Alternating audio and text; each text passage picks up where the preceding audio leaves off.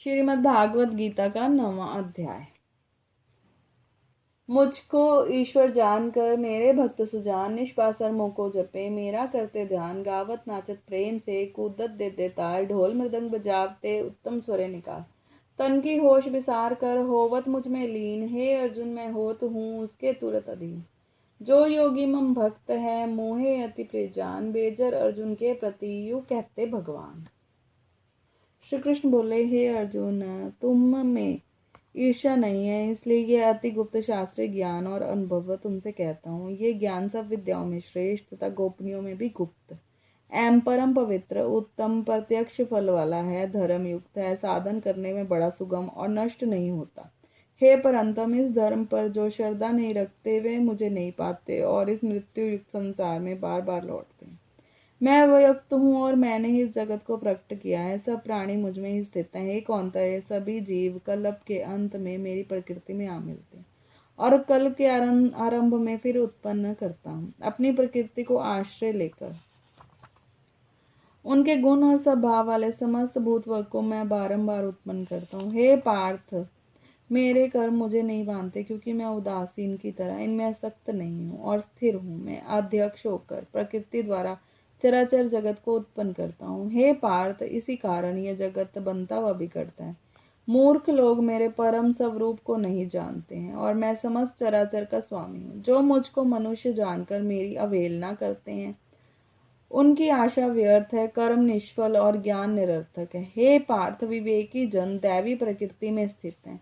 वे मुझे अब संसार का आदि अविनाशी जानकर अनन्य मन से भजते हैं। दृढ़ वृत्ति सदा मेरा यत्न पूर्वक कीर्तन करते हैं, नमस्कार करते हैं, भक्ति पूर्वक उपासना करते हैं। कोई ज्ञान योग से पूजन करते हैं, वे उपासना करते हैं। कोई एक तत्व से, कोई पृथक तत्व से और कोई अनेक रूपों से मेरी पूजा करते हैं।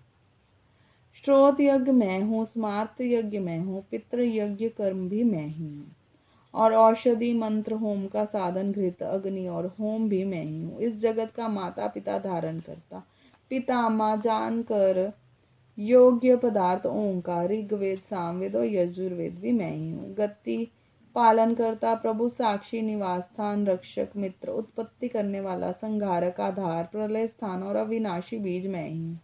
सूर्य रूप में तपता हूँ, मैं ही वर्षा रोकता हूँ, मैं ही वर्षा कराता हूँ और हे अर्जुन, मैं ही अमृत और मृत्यु भी हूँ और सत असत भी मैं ही हूँ। जो अन्य भाव से चिंतन करते हुए मेरी उपासना करते हैं, उन्हें नित्य योगियों के योग क्षेम अर्थात स्थान, भोजन, आच्छादन से उनकी रक्षा करता हूँ। हे कौन्तेय, जो दूसरे देवताओं के भक्त हैं और श्रद्धा से उनका पूजन करते हैं, वे मेरा ही पूजन करते हैं, परंतु यह पूजन विधि पूर्वक नहीं है। सब यज्ञों का भोक्ता और स्वामी मैं ही हूँ। जो मेरे इस व्रत को नहीं जानता है, आवागमन से नहीं छूटता है।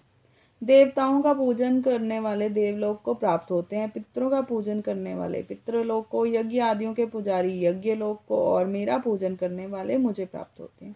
भक्ति से पत्र, पुष्प, फल और जल भी मुझको अर्पण करे तो उसे शुद्ध अंतकरण वाले प्राणी के भक्ति से दिए हुए पदार्थ को मैं बड़ी प्रसन्नता से ग्रहण करता हूँ। हे पार्थ, जो तुम करते हो, खाते हो, तप करते हो, वह मुझे अर्पण करो। ऐसा करने से मुझे कर्म रूपी शुभ अशुभ फलों से मुक्ति हो जाओगे और संन्यास योग से युक्त होकर मुझे अवश्य पाओगे। मैं समस्त भूत और समस्त समान हूँ, ना कोई मुझ में अप्रिय है ना प्रिय है। जो कोई मुझे भक्ति से भजता है वह मुझे और मैं उसका हूँ।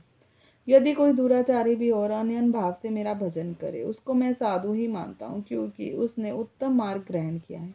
वह शीघ्र ही धर्मात्मा होता है और चिरस्थायी शांति को पाता है। हे अर्जुन, यह निश्चय करके जानो कि मेरा भक्त कभी नाश को प्राप्त नहीं होता। हे पार्थ, मेरा आश्रय पाकर नीचे कुल में उत्पन्न स्त्रियां, वैश्य और शूद्र भी उत्तम गति को पाते हैं।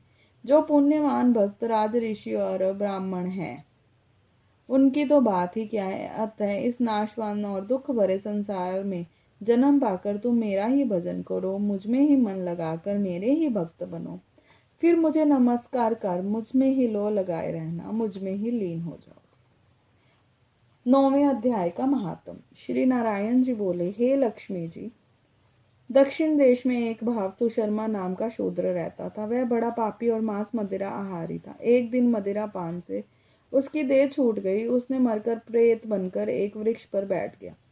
एक ब्राह्मण भी उसी नगर में रहता था। दिन को भिक्षा मांगकर स्त्री को ला दे। वे उसकी स्त्री बड़ी ही कलहनी थी। समय पाकर उन दोनों ने प्राण त्यागे और वे दोनों मरकर प्रेत हुए। और वे उस वृक्ष के नीचे आकर रहने लगे जहाँ प्रेत रहता था। वहां रहते रहते कुछ काल व्यतीत हुआ। तब एक दिन स्त्री पिशाचिनी ने पुरुष पिशाच से कहा, तुमको कुछ पिछले जन्म की खबर है? तब पिशाच ने कहा, खबर है, मैं पिछले जन्म में ब्राह्मण था। तब पिशाचिनी ने कहा कि तूने पिछले जन्म में क्या साधना की कि तुझे खबर है? तब उस पिशाच ने कहा कि मैंने पिछले जन्म में एक ब्राह्मण से अध्याय सुना था। तब फिर पिशाचिनी ने कहा, तूने कौन सी साधना की थी? तब ब्राह्मण ने कहा कि मैं अध्यात्म कर्म कौन सा है? तब उसे सुनने से पहले मुझे पिछले जन्म की खबर है। पिशाच ने कहा, मैंने और कुछ पुण्य तो किया नहीं, केवल गीता जी का श्लोक श्रवण किया। उस पर योजन है कि एक समय अर्जुन ने कृष्ण की जी से तीनों बातें पूछी थी जो गीता जी के 9वें अध्याय में लिखी हुई। वह तीनों बातें पिशाचिनी ने पिशाच से श्रवण करी। इस बातों को सुनते ही एक और प्रेत उस वृक्ष से निकला। उसने कहा, अरे पिशाचनी, ये तीनों बातें फिर से कहो। तो अभी सुन रही थी। पिशाचनी ने कहा, तू कौन है? मैं तुझे नहीं जानता। मैं अपने पति से पूछती हूँ, वह कर्म कौन था जिससे पिछले जन्म की याद रही। तब उसके पति ने पुनः तीनों बातें सुनाई, जिसके सुनते ही वह तीनों प्रेत योनि से छूटकर देव देह धारण करके विमान पर बैठकर बैकुंठ को गए। श्री भगवान जी बोले, हे लक्ष्मी, ये 9वें अध्याय का महात्म है। जय श्री कृष्ण।